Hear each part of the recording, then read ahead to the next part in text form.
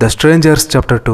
இந்த படம் எப்படி இருக்குது, இந்த படத்தோட கதை என்ன அப்படின்னா, இந்த படத்தோட முதல் பாகத்தில் ஹீரோயினும் அவங்களோட ஹஸ்பண்டும் இருக்கிற அந்த வீட்டுக்கு ஒரு 3 கொலைகாரங்க உள்ளே வந்து ஹீரோயினோட ஹஸ்பண்டை கத்தியால் குத்தி கொண்டுடுறாங்க. அப்படி அதில் ஒரு கொலைகாரன் ஹீரோயினை கத்தியால் குத்திடுறான். ஆனால் ஹீரோயின் உயிரோடு இருக்காங்களா இல்லையா அப்படிங்கிறத அந்த கொலைகாரன் தெரிஞ்சுக்கிறதுக்கு முன்னாடியே அந்த இடத்துக்கு போலீஸ்காரங்க வந்துடுறாங்க.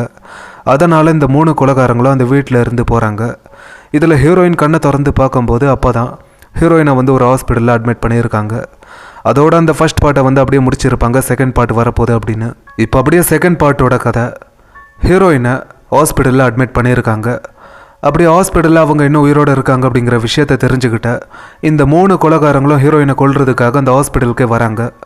அப்படி அந்த ஹாஸ்பிட்டலில் இருக்கக்கூடிய ஆளுங்க எல்லாரையும் கொன்னுட்டு ஹீரோயினையும் கொல்றதுக்காக வராங்க, கொலை பண்ணுறதுக்கு. அப்படி ஒரு கடத்துக்கு அப்புறம் ஹீரோயின் வந்து அந்த ஹாஸ்பிட்டலை விட்டு தப்பிச்சு வெளியே வந்துடுறாங்க. அப்படி வெளியே வந்ததுக்கப்புறம் அந்த 3 கொலைகாரங்களாலையும் ஹீரோயினுக்கு வரக்கூடிய அந்த பிரச்சனைகள்லாம் என்ன, போன பாகத்தில் அந்த சைக்கோ அதாவது அந்த கொலைகாரங்க யார் என்னன்றதை எதையுமே காட்டலை. இந்த படத்துலையாவது அந்த கொலைகாரங்களை பற்றி ஏதாவது சொல்லியிருக்காங்களா இல்லையா அப்படிங்கிற இதெல்லாம் தான் இந்த படத்தோட கதை. இந்த படம் வந்து ஒரு செம்ம சூப்பரான ஒரு த்ரில்லர் படம். படத்தோட ஆரம்பத்தில் இருந்து கடைசி வர படத்தில் எங்கேயுமே போர் அடிக்கலை. படம் ஃபுல்லாகவே நல்லா சுவாரஸ்யமாக போச்சு. ஒரு நல்ல ஸ்க்ரீன் பிளே கொடுத்துருக்காங்க. படத்தில் நடித்த எல்லாருமே ஒரு நல்ல பெர்ஃபார்மன்ஸை கொடுத்துருக்காங்க. இதில் ஹீரோயின் வந்து ரொம்ப சூப்பரான ஒரு பெர்ஃபார்மன்ஸை கொடுத்துருக்காங்க.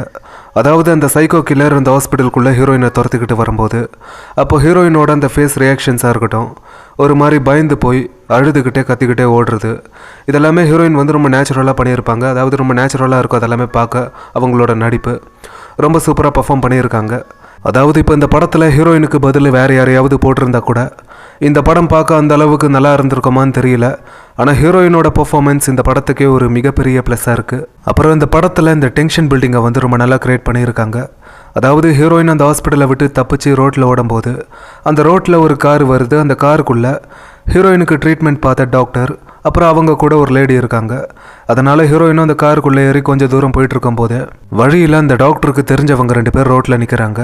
அவங்கள காரில் ஏற்றிக்கிட்டு காரில் போயிட்டு இருக்கும்போது ஹீரோயின் வந்து பயங்கரமாக பயந்து போய் டென்ஷன் ஆகிடுவாங்க. அப்படி ஹீரோயின் மட்டும் இல்லை, அந்த சீன் பார்க்கும்போது நானும் டென்ஷன் ஆகிட்டேன். யார் இந்த படத்தில் கொலைகாரங்க, ஹீரோயின் யார்கிட்ட மாட்டிக்கிட்டாங்க, ஹீரோயின் எப்படி தப்பிக்க போகிறாங்க அப்படிங்கிற மாதிரி.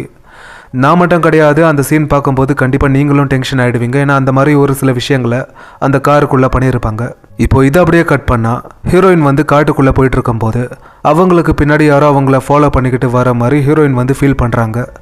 அப்படி ஹீரோயினுக்கு பின்னாடி வரக்கூடியவங்க யார் அப்படிங்கிறத அந்த இடத்துல அந்த டென்ஷன் பில்டிங்கை வந்து ரொம்ப நல்லாவே மெயின்டைன் பண்ணியிருக்காங்க இந்த படத்தில்.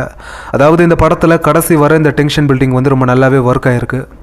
இந்த படத்தில் இந்த அடல்ட் கண்டென்ட்லாம் எதுவும் இல்லை. பயங்கரமாக இந்த ரத்தம் தெரிக்கிற மாதிரி இந்த அருவருப்பான விஷயங்களும் இல்லை. கண்டிப்பாக ட்ரை பண்ணலாம். ஒரு நல்ல படம் தான், ஃபேமிலியோட கூட பார்க்கலாம். அதாவது இந்த படத்தை பார்த்ததுக்கப்புறம் ஒரு நல்ல சைக்கோ த்ரில்லர் படம் பார்த்த மாதிரி ஃபீல் பண்ணுவீங்க.